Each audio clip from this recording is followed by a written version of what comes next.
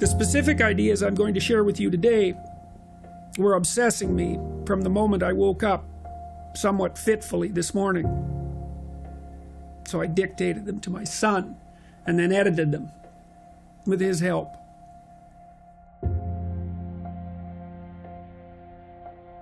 The central problem of human beings isn't religion, as the new atheists insist. It's tribalism. We know this in part because chimps, our closest biological kin, go to war, and they're not religious, although they are tribal. Tribalism also has a central problem, and it's not competition, despite the tendency of competition to produce, at least temporarily, winners and losers. The problem of tribalism is cooperation, because cooperation is what allows us to exist as bounded groups. A group, by definition, is a collective, cooperatively aiming at something. It can't be aimed at nothing, because nothing cannot unite. It only divides. Thus, attacks on collective purpose, because of its tendency to produce tribalism, merely divide. The politics of identity, which emerge when the central purpose is criticized too destructively, inevitably produce the situation described in the story of the Tower of Babel. Everyone fragments into primitive tribes and speaks their own mutually incomprehensible language. One alternative to fragmentation is, of course, union under a banner, a collective ideal, cause, or purpose. The problem with uniting under a banner, as the postmodernists who push identity politics rightly point out, is that to value something means simultaneously to devalue other things. Thus, to value is an exclusionary process. But the alternative is valuelessness, which is equivalent to nihilism. And nihilism does not produce freedom from exclusion. It just makes everyone excluded.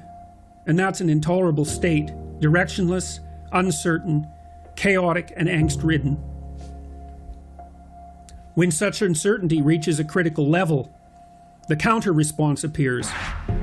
First, the unconscious, and then the collectively expressed demand for a leader possessed by the spirit of totalitarian certainty, who promises above all to restore order.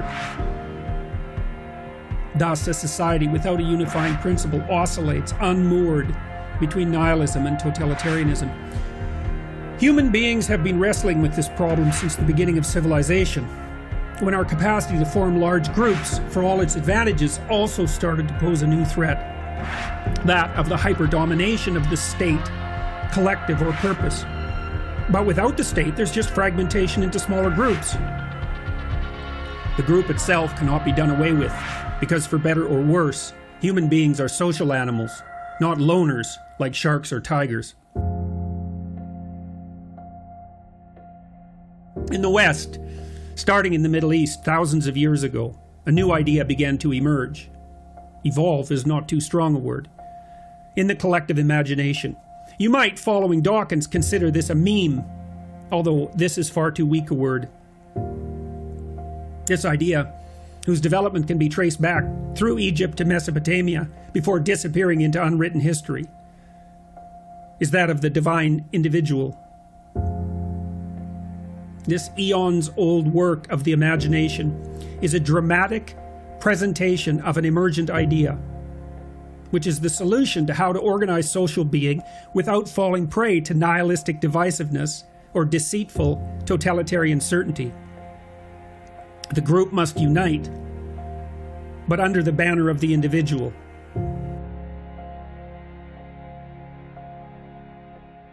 For men and women alike, this means voluntary adoption of responsibility.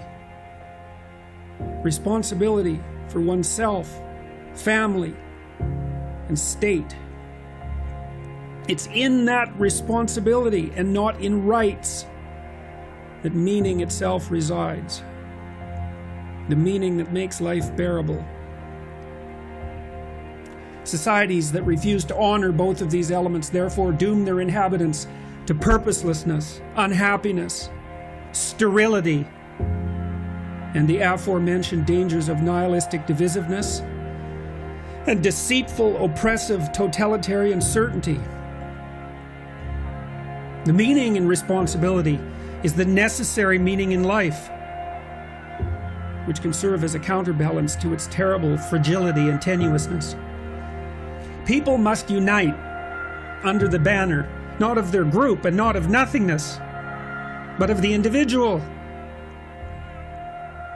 This is a brilliant and intrinsically paradoxical solution to the problems of nihilistic nothingness and too rigid group identity alike.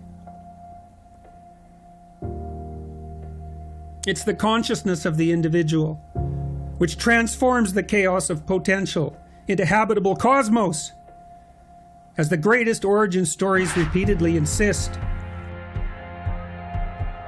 It is that same consciousness which stands up, rebellious and revelatory, to break down the pathological and too rigid order of that cosmos when it has become old, infirm, willfully blind, and corrupt.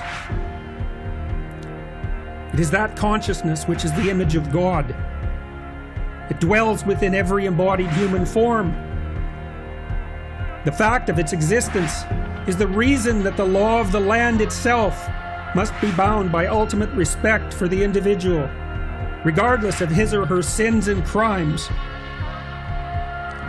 It is that consciousness, not the objective material substrate of being, which should be regarded as the ultimate reality. There's no self-evident reason why dead matter should be given ontological primacy over living spirit, although doing so has produced a massive increase in human technological power. It has left that power in the hands of an increasingly disenchanted populace, and that presents a mortal danger. Such power must be wielded by those who have truly and voluntarily accepted the responsibility of being, lest it prove fatal.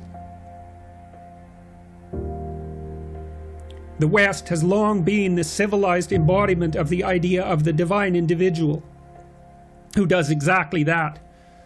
That's what the voluntary lifting of the cross of suffering symbolically represents. For all its faults, which are manifold, the West has therefore served as a shining beacon of hope.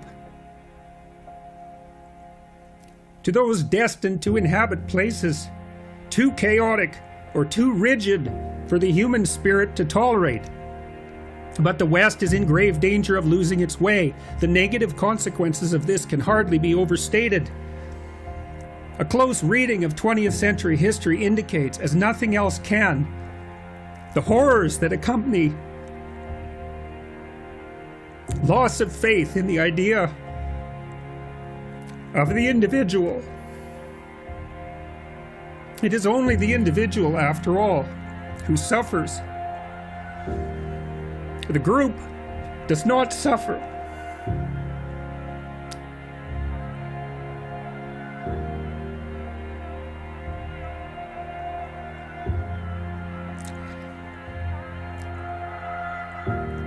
Only those who compose it. Thus, the reality of the individual must be regarded as primary.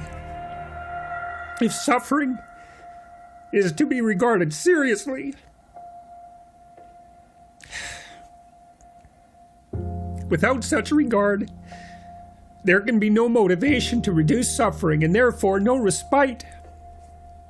Instead, the production of individual suffering can and has and will be again rationalized and justified for its supposed benefits for the future and the group.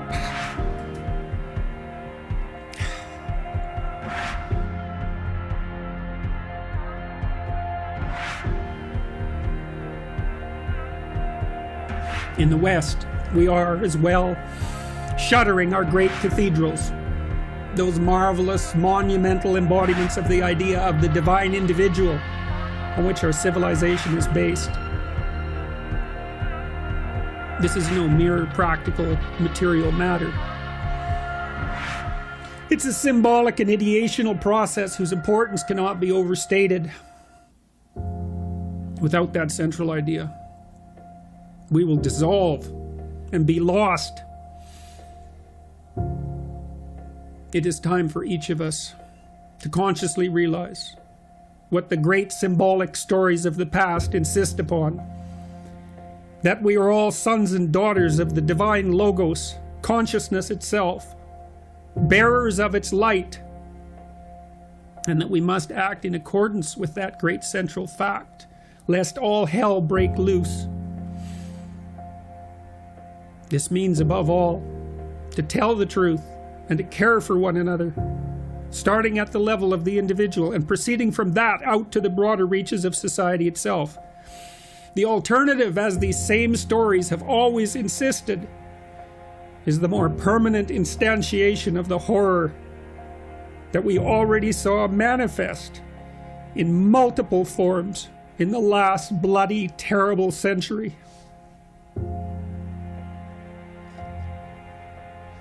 We need to wake up, individual man and woman alike.